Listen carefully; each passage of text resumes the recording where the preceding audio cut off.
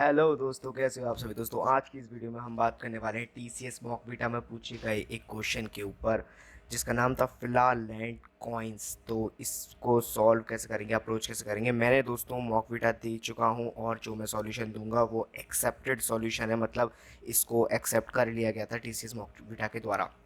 तो अप्रोच के बारे में बाद में बात करेंगे, पहले हम प्रॉब्लम के डिस्क्रिप्शन को देखते हैं कि प्रॉब्लम कहना क्या चाह रही है। तो बेसिकली द प्रॉब्लम सॉल्वर है found a new island for coding and named it at Fairland, जो कि हमारे किसी काम का नहीं है, ये तो बेकार का स्टेटमेंट है। उसके बाद the smart people were given a task to make purchase of item at the island easier by distributing various coin with different value. इसका मतलब क्या कि इनको एक टास्क दिया गया था कि आपको कुछ आइटम्स परचेज करने हैं आइसलैंड पर, और इनको कुछ कॉइन्स भी दिए गए थे अलग अलग वैल्यूज़ के। ठीक है। तो मनीष नाम का एक बंदा आया और उसने एक सॉल्यूशन दिया कि हम क्या करेंगे भैया, हम सारे कॉइन को एक से लेकर जितना भी, जैसे मान लीजिए 10 रुपये तक की चीज़ें का जो प्राइस का जो आइटम का प्राइस है वो मैक्सिमम गया 10 रुपीज़। तो मनीष भाई साहब ने बोला कि हम 1 से लेकर 10 तक सारे कॉइन ले लेंगे और हमारा काम बन जाएगा। तो बात तो वही बंदे की सही थी कि सारे कॉइन ले लेंगे और काम बन जाएगा, क्योंकि 1 से लेकर 10 तक आपके सारे कॉइन है, आप कुछ भी चाहे वो खरीद सकते हैं 1 से लेकर 10 तक की प्राइस का।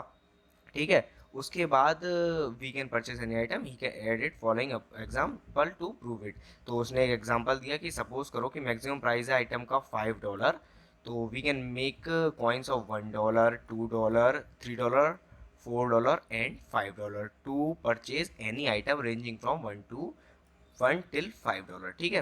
तो हम आराम से $1 का कोई चीज़ लेनी होगी तो $1 दे देंगे, $2 की लेनी होगी $2 दे देंगे, 3 दे देंगे, 4 ले देंगे, 5 ले लेंगे। इस तरीके से हम खरीद सकते हैं। अब आती है एक होशियार लड़की जिनका नाम था मनीषा। उन्होंने क्या बोला, वो एक कीन ऑब्जर्वर थी, ये सब ड्रामा उन्होंने लिख दिया फालतू का। उसके बाद उन्होंने सोचा, यहाँ से हमारी मेन बात शुरू हुई कि minimize the number of coin required and give following distribution 1 2 3। अब मनीषा ने बोला कि हम 5 कॉइन लेने की बजाय 1 2 और 3 से भी अपना काम चला सकते हैं ना। अगर हमें 1 लेना होगा तो 1 कॉइन यूज़ कर लेंगे, 2 लेना होगा 2 कर लेंगे, 3 लेना होगा 3 ले लेंगे। और अगर हमें 4 रुपये की कोई चीज़ खरीदनी होगी, $4 की कोई चीज़ खरीदनी होगी तो 3 + 1 4 हम यूज़ कर लेंगे। $5 की खरीदनी होगी तो 3 + 2 $5 हम यूज़ कर लेंगे। तो हमारा काम इससे भी चल सकता है। तो ये सॉल्यूशन जो है, इसमें हम कम चीज़ में ज़्यादा फ़ायदा ले रहे हैं। ये सॉल्यूशन दिया हमारी मनीषा ने। ठीक है। तो according to him any item can be purchase, one item ranging from इतने every one impress with both of them. Okay. तो अब हमारा जो टास्क है वो है मनीषा की मदद करना, कि जितने भी हमें मैक्सिमम प्राइस का फ्लालैंड आइसलैंड पर आइटम मिलेगा, उसमें मिनिमम नंबर ऑफ कॉइन हमें कितने ज़रूरी होंगे उस मैक्सिमम आइटम के मतलब उस मैक्सिमम टिल जो भी मैक्सिमम हमें नंबर मिलेगा उस तक खरीदने के लिए हमें मिनिमम नंबर ऑफ कॉइन कितने चाहिए होंगे, ये हमें सॉल्यूशन देना है। कंस्ट्रेंट हमें दे रखे थे कि टेस्ट केसेस जो हमें होगा वो 1 से लेकर 100 तक होंगे, और जो मैक्सिमम आइटम का प्राइस होगा वो 5000 तक वेरी करेगा 1 से लेकर। ठीक है। उसके बाद हमें इनपुट फॉर्मेट दिया गया था कि पहली लाइन में हमें टी यानी कि नंबर ऑफ टेस्ट केसेस मिलेंगे। उसके बाद जो अगली टी लाइन्स होंगी उसमें हमें एक एन इंटीजर मिलेगा जो हमें डिनोट करेगा maximum price of the item present on Philaland. ठीक है। उसके बाद आउटपुट में हमें क्या करना है, हमें हर टेस्ट केस में प्रिंट करना है एक single line denoting the minimum number of possible coins. तो मतलब हमें एन की वैल्यू दी जाएगी और हमें ये आउटपुट में दिखाना है कि कितने नंबर ऑफ कॉइन की ज़रूरत होगी हमें इस मैक्सिमम आइटम के प्राइस तक की हर चीज़ को खरीदने के लिए। जो हमें टाइम लिमिट दे रखी है वो है 1। तो बेसिकली हमें कुछ सैम्पल टेस्ट केस भी दे रखे हैं, जैसे कि 2 सैम्पल टेस्ट केसेस हैं। पहले में है एन की वैल्यू 10, मतलब मैक्सिमम वैल्यू जो है आइटम की वो है 10। दूसरे में मैक्सिमम जो वैल्यू है वो है 5, और उसका जो आउटपुट होगा वो होगा 4, यानी कि 10 मैक्सिमम प्राइस आइटम के लिए हमें 4 कॉइन की ज़रूरत पड़ेगी। ऐसा ही 5 मैक्सिमम प्राइस है तो हमें 3 कॉइन की ज़रूरत पड़ेगी। ठीक है। उसका एक्सप्लेनेशन भी दे रखा है कि अगर एन की वैल्यू अगर 10 होगी तो मनीष के अकॉर्डिंग, तो मनीष भाई साहब तो फिर से अपना वही कह रहे हैं कि 1 से लेकर 10 तक कर लो और हमारा काम बन जाएगा। लेकिन मनीषा जो हैं वो आते हैं और वो बोलते हैं कि अगर हम 1 2 3 4 कॉइन लेंगे तो भी हमारा काम चल सकता है। क्यों? 1 2 3 4 तो यही हो गया। अगर हमें 5 लेना होगा तो ये हम 4 और 1 को मिला देंगे, और हमें 6 लेना होगा तो 4 और 2 को मिला देंगे। ऐसा ही 7 के लिए 4 और 3 को मिला देंगे, और ऐसी कॉम्बिनेशन बना बनाकर हम अपना काम निकाल लेंगे। सेम जो है वो हमारा 5 के लिए है।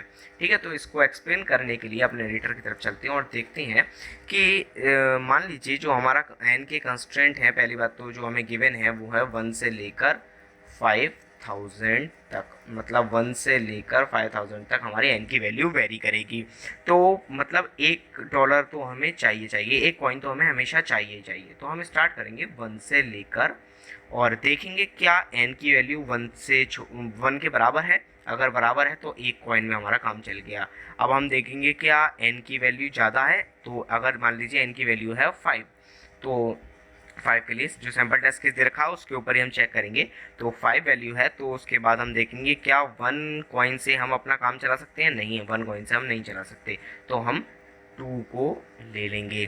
तो 2 और 1, ठीक है, 2 और 1 मिलकर हमें कितने कॉइन दे सकते हैं, 1 दे सकता है, 2 दे सकता है, और ये दोनों मिलकर हमें 3 तक कॉइन दे सकते हैं। तो अब भी हमारी वैल्यू ज़्यादा है, मतलब 3 कॉइन ये दे सकते हैं, लेकिन तब भी हम अपना काम पूरा नहीं कर पा रहे। तो 3 कॉइन तो ये दे ही देंगे, 3 तक तो हमारी वैल्यू कंप्लीट हो ही जाएगी इन दोनों से ही। लेकिन जब बात आएगी हमारी 4 की, तो 4 ये दोनों मिलकर भी नहीं बना पाएंगे, तो हम 4 को भी ले लेंगे अपने कॉइन्स में।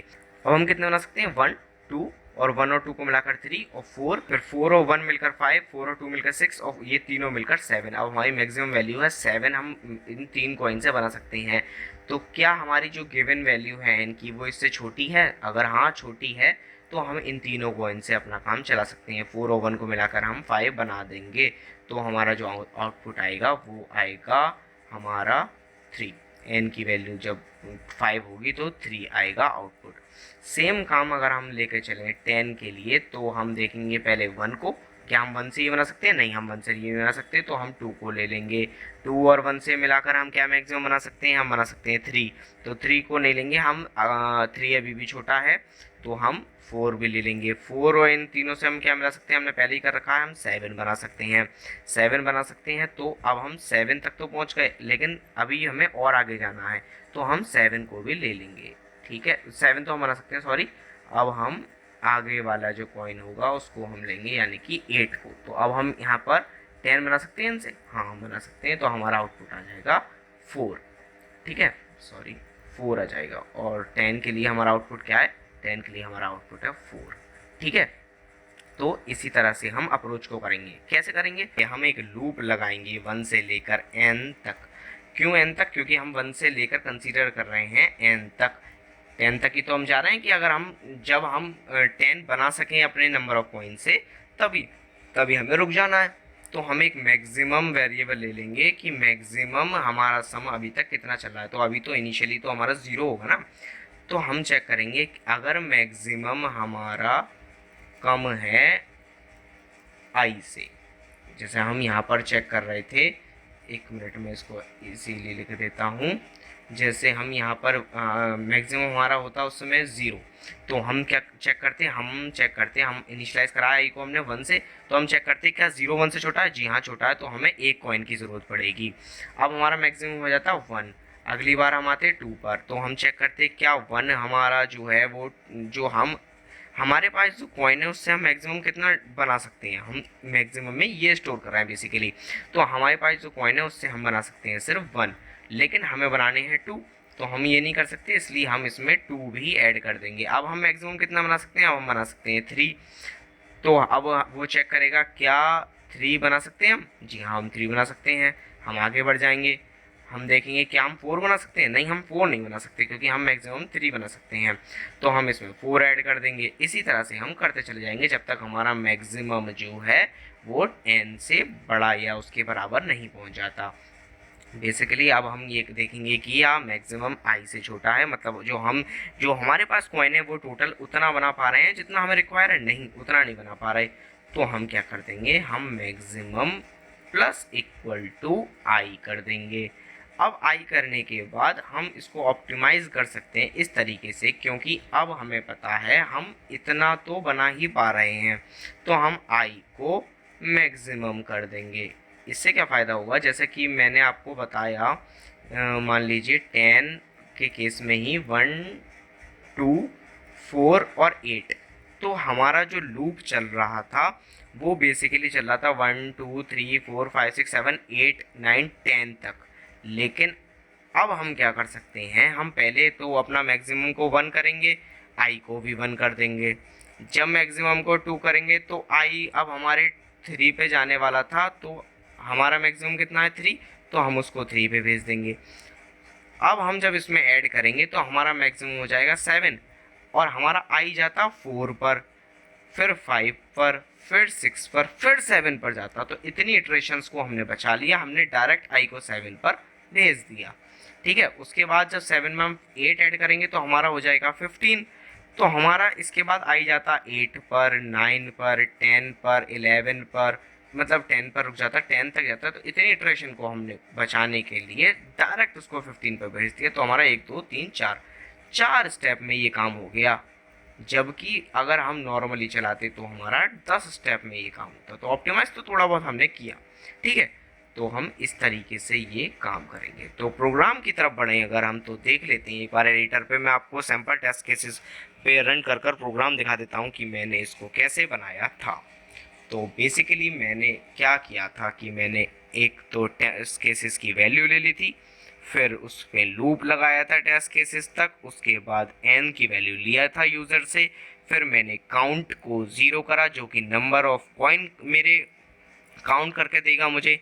जब भी मैं इसको इंक्रीज करूंगा तो मैं काउंट को प्लस प्लस कर दूंगा। जब भी मैं नया कॉइन इंक्लूड कर रहा हूँ, बेसिकली जब भी मैं नया कॉइन इंक्लूड कर रहा हूँ, जैसे मैंने 1 के बाद 2 को इंक्लूड करा, तो मैं काउंट को प्लस प्लस कर दूंगा। ये काउंट प्लस तब होगा जब मैं टोटल में इंक्रीज कर रहा हूँ, जब मेरा उससे वैल्यू कम होगी। ठीक है, तो इतना ही काम मैंने किया था। और यहाँ पर आई को टोटल भी बना देते हैं, और जैसे ही मैं इसको रन करूँगा तो देखिए हमारा जो आउटपुट है वो 4 और 3 आ चुका है। तो बेसिकली हमने इसको इस तरीके से अप्रोच किया था। ठीक है, तो अगर आपको ये वीडियो अच्छी लगी हो TCS मॉक बीटा के जो क्वेश्चन आए थे उसके एक्सप्लेनेशन की, तो इस वीडियो को लाइक कीजिए, अपने दोस्तों के साथ शेयर कीजिए जिन्होंने मॉक बीटा दिया था और कोड बीटा देने की प्रैक्टिस कर रहे हैं, और मेरे चैनल को सब्सक्राइब कर लीजिए ताकि मैं आपके लिए ऐसी वीडियो लाता रहूं और आपको कुछ ना कुछ सिखाता रहूं। तब तक के लिए गुड बाय।